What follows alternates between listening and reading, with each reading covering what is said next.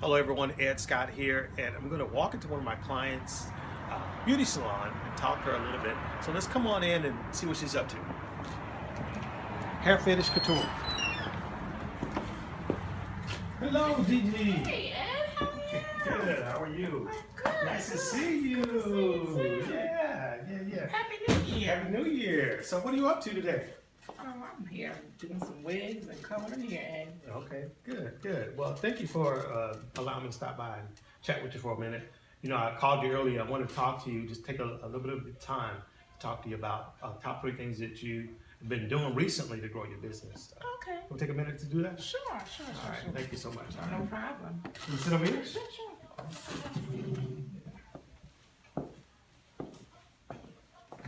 Thank you so much. Gigi, so So good to see you. I know it's been a few months now. I know we've been talking on the phone and everything, you know, we're running ads and we're doing some things to help your business grow online. And I wanted to talk to you about the top 3 things that you're doing right now in order to grow your business. Can you just elaborate a little bit on that? Right now we are social media. Yeah. A lot of Facebook. Mm-hmm. Thanks to you. Thank you. I got some radio ads out. Mm-hmm. And I'm doing a lot of online booking too. So. Right on my booking. Okay, good. So you know, one of the things that when we started doing this, and then we've been primarily doing a lot of focus on Facebook ads. Yeah. You know, but before we get into Facebook ads, you know, one thing you always talk about is about being professional and being a craft of what you do. So can you talk a little bit about how you feel about, you know, what as a stylist and as a salon owner, how do you feel about that? Oh, absolutely. I just think that's like first top priority for me. You know, the customer service.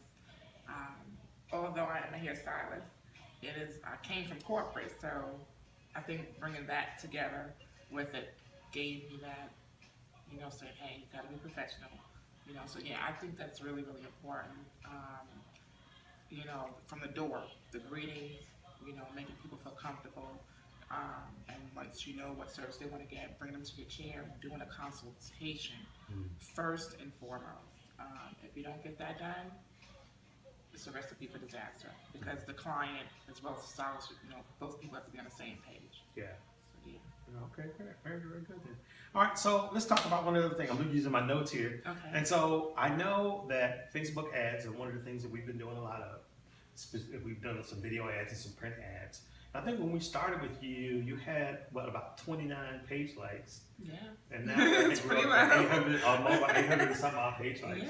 Yeah. Now, are you getting business from the ads that we're running? Oh, absolutely. Okay. Well, Ed, you already know when I started with you, I literally had left the salon that I had downtown. I had to actually revamp because a lot of my clients didn't want to travel all the way out here. So I want to say we started like in the end of November of 2014, and just out the door. As soon as we put the ads on, I mean immediately my phone would not stop ringing. It just continued, and I was able to retain, you know, repeat clients from it. I never knew, as far as I knew that marketing is important, but the way that you did the marketing through the Facebook ad campaigns, I mean, they were awesome, and as you know, I'm still doing them. So. Yeah. I mean, it just it keeps business coming in. Very good. So, Very good. Yeah. I also know that. Thank you very much, too. I appreciate that. I also know that your social media, besides running the ads, see what we do is we run those ads to get people to call you and to visit your Facebook page. Right. That's one of the objectives that we're using to get you to do business. And then when they call, you can take it from there.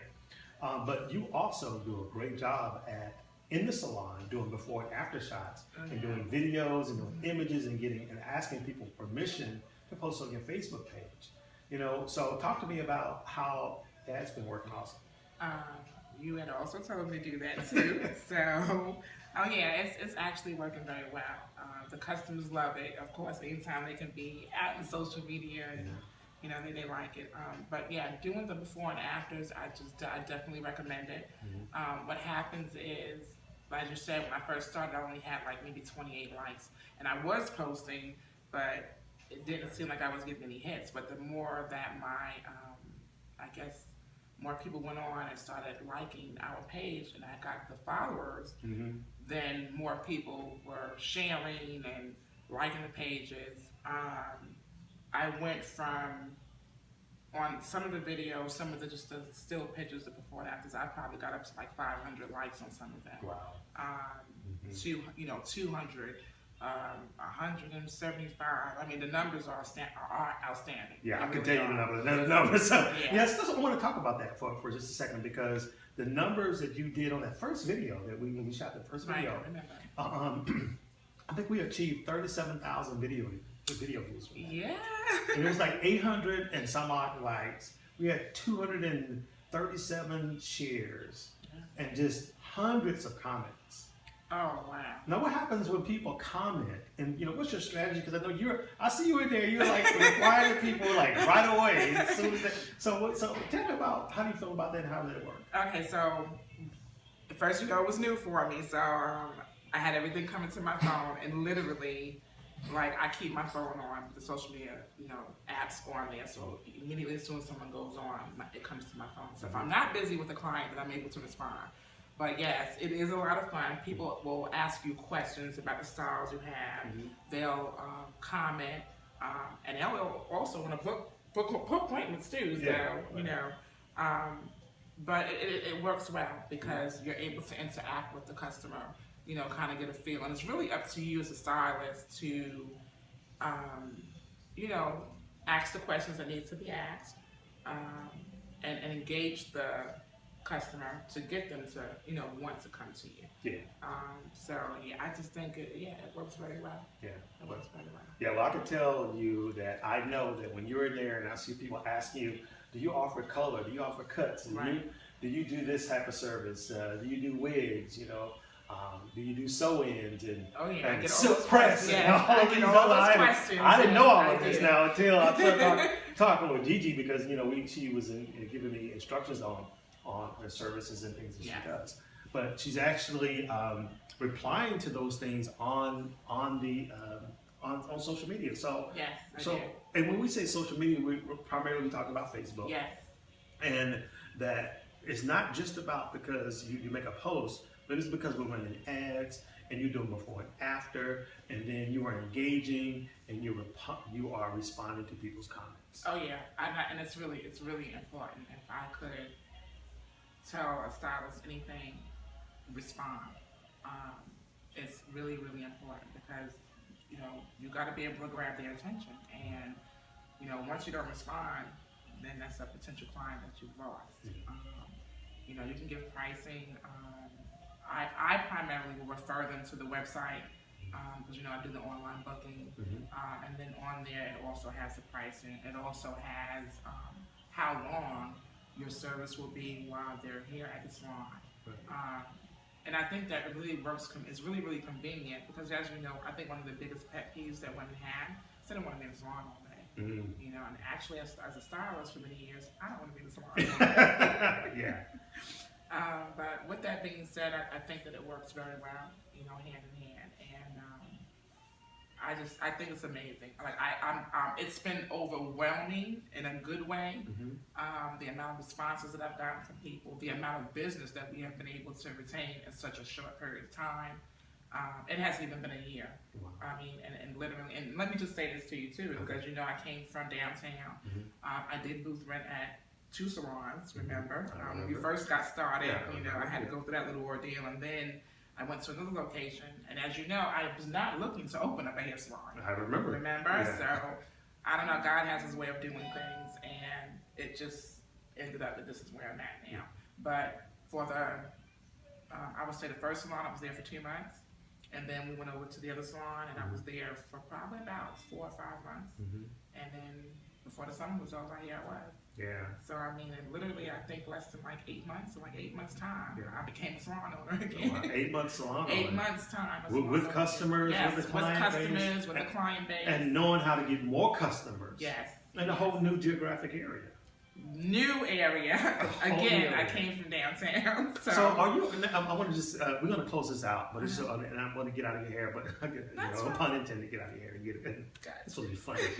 No, sorry. I just wanted to find out that do you find it difficult for people to accept you being a new stylist to them? You know, because some people have this skepticism about, well, I'm going to run an ad on social media, on Facebook, and a new person will see that ad and actually come in. You know, but you've seen that actually happen. Now, actually, you know, what I'm finding is that people are willing to. They're looking. I mean, you got to realize just like there's a lot of stylists, thousands and thousands of people who want hair services. And the key to it is that they want someone who knows what they're doing. So, you know, putting those two elements together, the business is there. You just have to go and get it. You know, you have to market yourself. I cannot say how important it is to market. And I, you know, meeting with you and you know, getting with your company and you know, helping me get to the place where I need to be, I had to kind of change some things. And a lot of people are not used to, you know, wanting to spend the money for marketing. And I hate to say that, but a lot of stylists and barbers don't want to do it. Yeah. And honestly, you're going to get the return back on your money. Yeah. You know, so you have to do it. You I have mean, to do it. if you want to grow your business, if you are looking for new clientele, and even if you just want to let someone know, hey, I'm really a good stylist. You got to let people know who you are. If they don't know who you are and what you do, but you can't get anything from it. That's very good. Now, one last thing, because you just led me into the segment to the last thing I want to talk about, and that's return on investment. You know, we did some numbers last week. Yeah. Okay. And you said, well, how much did we spend on ads? And you give the numbers, and we're not going to give the actual numbers. But I think that when we calculated, it was a 7-time return on your investment. It was. Yeah, that's pretty amazing. So I was very shocked. I said, well, Ed, I sent the stuff over to you in the weekend. Did you get it? You know, what are we looking like? How are we doing? And when you told me, I was like, wow, I was really blown away. Yeah, really was. 7 times. So, you know, those results are because, you know, we did some good targeting. You did an awesome job at being proactive and following instructions. I did. And following the guidance and doing it with the level that I was surprised too. Because look at Gigi, she's over there actually got the clients to let them take the I don't know how you get somebody to let you take a picture before and then after. So that's great. So I need a great time. The phone is ringing. So thank you so much for taking the time. We appreciate it. Thank you so much. All right, thank you so much. Get that phone.